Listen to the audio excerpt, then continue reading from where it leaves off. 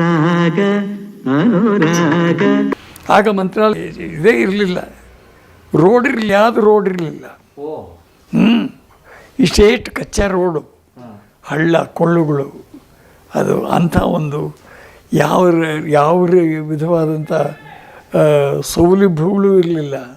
ಅಲ್ಲಿದ್ದಿದ್ದು ಒಂದು ಟೀ ಅಂಗಡಿ ಮಾತ್ರ. ಇದ್ದಿದ್ದೊಂದು ಅಲ್ಲಿ ದೇವಸ್ಥಾನದಲ್ಲಿ ಕೆಲಸ ಮಾಡ್ತಾ ಇರ್ತಕ್ಕಂಥ ಒಂದು ಅರ್ಚಕರ ಮನೆ ಬೀದಿ ಇತ್ತು ಅಷ್ಟೇ.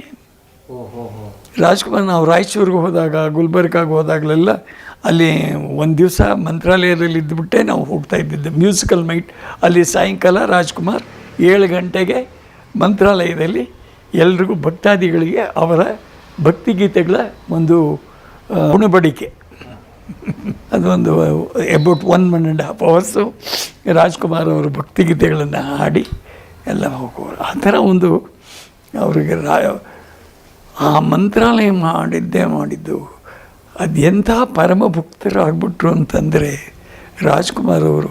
ಅದನ್ನು ಹಾಗೆ ಹೇಳೋದಕ್ಕಿಂತ ರಾಘವೇಂದ್ರ ಸ್ವಾಮಿಗಳಿಗೆ ರಾಜ್ಕುಮಾರ್ ಅವರು ಪಟ್ಟ ಶಿಷ್ಯರಾಗ್ಬಿಟ್ರು. ಆವತ್ತಿನಿಂದ ಇವತ್ತಿನವರೆಗೂ ನೋಡಿ ಅದರಲ್ಲಿ ಕೆಲಸ ಮಾಡಿದವರು ಒಬ್ಬರೂ ಹಿಂತಿರುಗಿ ನೋಡಿಲ್ಲ. ಅದನ್ನು ಆ ವೆಂಕಣ್ಣನ ಕ್ಯಾರೆಕ್ಟರ್ ಮಾಡ್ದ, ಅವನು ದೊಡ್ಡ ಹೀರೋ ಆದ. ಉದಯ್ ಕುಮಾರ್ ಮಾಡಿ ಹೀರೋ ಆಡ್ದ. ಜಯಂತಿ ಹೀರೋಯಿನ್ ಮಾಡಿದ್ಲು, ದೊಡ್ಡ ಹೀರೋಯಿನ್. ಕಲ್ಪನಾ ಒಂದು ಪಾರ್ಟ್ ಮಾಡಿದ್ಲು, ಕಲ್ಪನಾಗಿ 2,500,000 ರೂಪಾಯಿ ಸಂಭಾವನೆ ಸರ್ ಮಾತಾಡಿದ್ದು. ಜಯಂತಿಗೂ 2,500,000 ರೂಪಾಯಿ ಸಂಭಾವನೆ. ಇಬ್ಬರು ಹೀರೋಯಿನ್ ಗ್ರೇಡ್ನಲ್ಲೇ ಇದ್ದವರು. ಇಬ್ಬರಿಗೂ 2,500 ರೂಪಾಯಿ ಸಂಭಾವನೆ ನಾವು ಮಾತಾಡಿದ್ದು. ಆ 2,500 ರೂಪಾಯಿ ಸಂಭಾವನೆ ಪಿಕ್ಚರ್ ಮುಗಿದ ಮೇಲೆ ತೊಗೊಂಡೋಗಿ ಆಕೆಗೆ, ಯಾರಿಗೆ ಕೊಟ್ಟೆ. ಇದು ಬೇಡ ನನಗೆ, ಸಾಲದಮ್ಮ ಅಂದೆ. ಸಾಲದು ಅಂತಲ್ಲ, ಇದು ಭಗವಂತನಿಗೆ ನನ್ನ ಸೇವೆ, ಇದು ಸ್ವಾಮಿಗಳಿಗೆ ನನ್ನ ಸೇವೆ, ಇದು ಏನಮ್ಮ ಈ ಥರ ಹೇಳ್ತಾರೆ. ಹೌದು ನನ್ನ ಸೇವೆ ಇದು. ರಾಜ್ಕುಮಾರ್ ಅವರಿಗೆ 6,000 ರೂಪಾಯಿ ಸಂಭಾವನೆ. ಅದರಲ್ಲಿ 5,000 ರೂಪಾಯಿ ಕೊಟ್ಟಿದ್ದೀನಿ, ನಾನು 1,000 ರೂಪಾಯಿ ತೊಗೊಂಡೋಗಿ ಕೊಡೋಕೆ ಹೋದೆ. ಬೇಡ, ಅದು ಮಠ ಕಳಿಸ್ಬಿಡಿ ಹಾಗೆ ಅಂತ ಹೇಳ್ಬಿಟ್ರು. ಇದು ಇವಳಿಗೆ 2,500 ರೂಪಾಯಿ ತೊಗೊಂಡೋಗಿ ಕೊಟ್ಟೆ. ತೊಗೊಂಡೋಗಿ ಕೊಟ್ಟರೆ ಬೇಡ ಬೇಡ, ಯಾಕಮ್ಮ ಬೇಡ ಬೇಡ ಬೇಡ ಸೇವೆ ಆಯ್ತಮ್ಮ ಅಂತ ಹೇಳ್ಬಿಟ್ಟು ನಾನು ವಾಪಸ್ಸು ಕಾರಿಗೆ ಬಂದು, ಭಗವಾನ್ಜಿ 1 ನಿಮಿಷ ಬನ್ನಿ ಇಲ್ಲಿ ಅಂದು. ಏನಮ್ಮ ಅಂತಂದೆ. ಕತ್ತಲ್ಲಿರೋ ಚಿನ್ನದ ಚೈನ್ ತೆಕ್ಕೊಟ್ಲು ನನ್ನ ಕೈಗೆ. ಚಿನ್ನದ ಚೈನ್ ಕೊಟ್ಬಿಟ್ಟು, ಇದನ್ನೆಲ್ಲಾದರೂ ಇಟ್ಬಿಟ್ಟು ಒಂದು 3,000 ರೂಪಾಯಿ ತೊಗೊಂಬಂದು ಕೊಡಿ, 2 ತಿಂಗಳಿಂದ ನಾನು ಮನೆ ಬಾಡಿಗೆ ಕೊಟ್ಟಿಲ್ಲ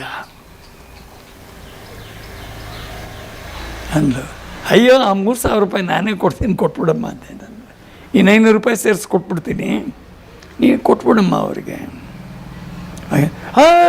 ಆದುಟ್ಬೇಡ ನನಗೆ, ಇದು ನನಗೆ ಸರಿ ಕೊಡಮ್ಮ ಅಂತ ಹೇಳ್ಬಿಟ್ಟು ನಾನು ಈಸ್ಕೊಂಡೆ. ಯಾಕೆಂದರೆ ನನ್ನ ಐಡಿಯಾ ಏನು ಅಂದರೆ, ಇದನ್ನು ಇಟ್ಕೊಂಡು ಆಮೇಲೆ 3,000 ರೂಪಾಯಿ ಕೊಟ್ಟು ಆಮೇಲೆ ಇದನ್ನು ಚೈನು ಕೊಟ್ಬಿಡೋದು ಅಂತ ನನ್ನ ಐಡಿಯಾ. ಅದನ್ನು ತಿರ್ಗಾ ತೊಗೊಂಡೋಗಿ ನಾನು ಕಾರಲ್ಲಿ ಕೂತ್ಕೊಳ್ಳೋಕೆ, ಭಗವಂಜಿ ಏನಮ್ಮ ಇದನ್ನು ನೀವು ಯಾವ ಅಂಗಡೀಲಿ ಇಡ್ತೀರೋ ಆ ಮಾರ್ವಾಡಿ ಅಂಗಡಿ ಚೀಟಿ ನನ್ನ ಕೈಗೆ ತೊಗೊಂಬಂದು ಕೊಡಬೇಕು, ಬಿಡಿಸ್ಕೊತೀನಿ. ಕಮಲ ಬಂದು ಕಳಿಸಿ ನಾನು ಬಿಡಿಸ್ಕೊತೀನಿ. ಕಮಲ ಬಂದ ರಸ ಸೆಟ್ ಬಿಟ್ಟರೆ ನಾನು ಬಿಡ್ತೇನೆ. ನಾನೇನು ಮಾಡಿದೆ, 3,000 ರೂಪಾಯಿ ಒಂದು ಮಾರ್ವಾಡಿ ಅಂಗಡಿಲಿಟ್ಟು ಆ ಚೀಟಿನೂ ಅವಳು ಕೊಟ್ಟು. ಯಾಕೆಂದರೆ ಇಷ್ಟು ಬಲವಂತ ಮಾಡಿದ್ಮೇಲೆ ನಾನಿನ್ನೇನು ಮಾಡಲಿ ಸರ್. ವಿತಿನ್ 7 days ಪಂತರವ್ರ ಆಫೀಸಿಂದ ಸಾಕು ಮಗಳು ಪಿಕ್ಚರ್ಗೆ ಆಫರ್ ಬಂದು 5,000 ರೂಪಾಯಿ ಕಳಿಸಿದ್ರು ಅವರು. ನೋಡಿ ಅದೇನು ಸ್ವಾಮಿಗಳಿದೆ ಇದೆ ಕೃಪೆನೋ ನನಗೆ ಗೊತ್ತಿಲ್ಲ. 5,000 ರೂಪಾಯಿ ಅಡ್ವಾನ್ಸ್ ಕಳಿಸ್ಯಾರೆ, ಅದ್ರಲ್ಲಿ 3,000 ರೂಪಾಯಿ ಕಳಿಸ್ಬಿಟ್ಟು ಆ ಚೈನ್ ಬಿಡಿಸ್ಕೊತಾ ಇದ್ದೀನಿ ನಾನು. ಹಾಗೆ 2,000 ರೂಪಾಯಿನಲ್ಲಿ 2 ತಿಂಗಳ ಸಂಪಾದನೆ ಇದು ಜೀವನವನ್ನು ನಡೆಸ್ಬೋದಾಗಿತ್ತು. ಹಾಗೆ ಪ್ರತಿಯೊಬ್ಬರ ಲೈಫಲ್ಲೂ ಏನಾದರೂ ಒಂದು ಮೇಲ್ಮೇಲಕ್ಕೆ ಹೋಗ್ತಾ ಇದೆ ಹೊರತು ಬೇರೆ ಏನಿಲ್ಲ ಅಂತ ಇಟ್ಕೊಳ್ಳಿ. ಹಾಗೆ ಅದಾಯಿತು.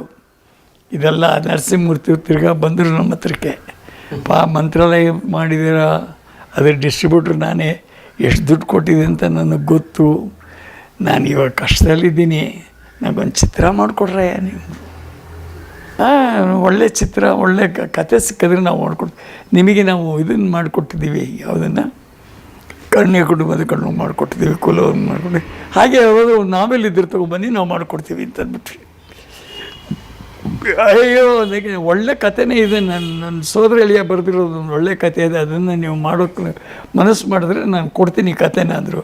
ಯಾರ್ದು ಕಥೆ ನಿಮ್ಮ ಸೋದರ ಎಳಿಯ ಯಾರು, ನಿಮ್ಮ ಕಥೆ ಏನು ಅಂತ. ಆನಕೃಷ್ಣ ನನ್ನ ಸೋದರ ಎಳಿಯ ಅವ್ನು ಬರೆದಿರೋದು ಸಂಧ್ಯಾರಾಗ ಅಂತ ಒಂದು ಪಿಕ್ಚರ್ ಒಂದು ಇದಿದೆ, ಕಾದಂಬರಿ ಇದೆ. ಅದನ್ನು ನೀವು ಚಿತ್ರ ಮಾಡೋದಾದ್ರೆ ಭಾಳ ಚೆನ್ನಾಗಿದೆ ಸರ್. ಸಂಧ್ಯಾರಾಗ ಅಷ್ಟೊತ್ತು ಓದಿದ್ವಿ ನಾವು. ಅಯ್ಯೋ ಆ ಕತೆ ಸಿಗೋದಾದರೆ ನಾವು ಸಂತೋಷವಾಗಿ ಮಾಡ್ತೀವಿ ಅಂತ ಹೇಳ್ಬಿಟ್ಟು ಸಂಧ್ಯಾರಾಗ ಮಾಡಿದ್ವಿ. ಸಂಧ್ಯಾರಾಗ ಮಾಡುವಾಗ ಯೋಚನೆ ಬಂತು, ಒಳ್ಳೆ ನಮ್ಮ JK ವೆಂಕಟೇಶ್ಗಿಂತ ಒಬ್ಬ ಕರ್ನಾಟಕ ವಿದ್ವತ್ ಇರ್ತಕ್ಕಂಥ ಕರ್ನಾಟಕ ಸಂಗೀತಗಾರರು ಇದ್ದರೆ, ಮ್ಯೂಸಿಕ್ ಡೈರೆಕ್ಟರ್ ಆಗಿದ್ದರೆ ಒಳ್ಳೆಯದು ಅನ್ನಿಸ್ತು ನನಗೆ. ಆಗ ಬಾಲಮುರಳಿ ಕೃಷ್ಣ ಅವ್ರನ್ನ ಹೋಗಿ ಕಾಂಟ್ಯಾಕ್ಟ್ ಮಾಡಿ ಅವ್ರನ್ನ ಕರ್ಕೊಂಬ ಅದಕ್ಕೆ ಮ್ಯೂಸಿಕ್ ಡೈರೆಕ್ಟರ್ ಮಾಡಿದೆ. ಅವರು ಕಥೆ ಎಲ್ಲ ಕೇಳ್ಬಿಟ್ಟು ಇದಕ್ಕೊಂದು ಒಳ್ಳೆ ರಾಗ ಕೊಡ್ತೀನಿ, ಯು ಡೋಂಟ್ ವರಿ, ನನಗೊಂದು 10 ದಿವಸ ಟೈಮ್ ಕೊಡಿ ಅಂದರು. 10 ದಿವಸ ಟೈಮ್ ಕೊಟ್ಟೆ ಸರ್. ನಂಬಿದೆ ನಿನ್ನ ನಾದು ದೇವತೆ ಇದೆ, ಪೂರ್ವ ಕಲ್ಯಾಣಿನಲ್ಲಿ ಅದು ಪೂರ್ವ ಕಲ್ಯಾಣಿ ಅಂತ ಅದರಲ್ಲಿ ಮೆನ್ಷನ್ ಇದೆ. ಆ ಪೂರ್ವಕ ನಾನು ಮಾಡಿಕೊಡ್ತೀನಿ ಅಂತ ಹೇಳಿ ಮಾಡಿಕೊಟ್ರು ಸರ್. ಇದನ್ನು ಇವರು ಮಾಡಿಕೊಡುವಾಗ ನನಗೆ ಡೈಲಾಗ್ಸ್ ಎಲ್ಲ ಬರಿಬೇಕಾಗಿತ್ತು ಸರ್ ಅವ್ರಿಗೆ. ಇನ್ನು ಬಾಕಿ ಪ್ರಿಪ್ರೇಷನ್ಸ್ ಎಲ್ಲ ಸರ್. ನನ್ನ ಜೊತೆಗೆ ಯಾರು ಬಂದು ಕೂತ್ಕೊಂಡ್ರು ಗೊತ್ತಾ? ಆನಕೃಷ್ಣ ಬಂದು ಕೂತ್ಕೊಂಡ್ರು. ಅವ್ರ ಜೊತೆಲಿ ಯಾರು ಬಂದರು? ಬೀಚಿ ಅವರು ಸರ್. ಇವರಿಬ್ಬರಿಗೂ ವುಡ್ಲ್ಯಾಂಡ್ಸ್ ರೂಮ್ನೆಲ್ಲ ಕೊಟ್ಟು ಬೆಳಿಗ್ಗೆ 9 ಗಂಟೆ ಹೋಗೋದು, ಇವ್ರ ಜೊತೆ ಸಾಯಂಕಾಲ 6 ಗಂಟೆವರೆಗೂ ಕೂತಿರೋದು, ಬರೆಯೋದು, ಎಲ್ಲ ಡೈಲಾಗ್ಸ್ ಎಲ್ಲ ಬರೆಯೋದು ಕೂತ್ಕೊಂಡು. ಅವರಿಬ್ಬರು ಸಹವಾಸ ಹೆಂಗೆ ಅಲ್ಲಿ ಬೆಳಗ್ಗೆ ರೂಮ್ನಲ್ಲಿ ಅವ್ರ ಸಹವಾಸ, ಇಲ್ಲೆಲ್ಲ ಮುಗಿಸ್ಕೊಂಬಂದರೆ ಇಲ್ಲಿ ಬಾಲಮುರಳಿ ಕೃಷ್ಣ ಸಹವಾಸ. ಹೆಂಗಿರಬೇಕು ನಮ್ಮ ಇದು.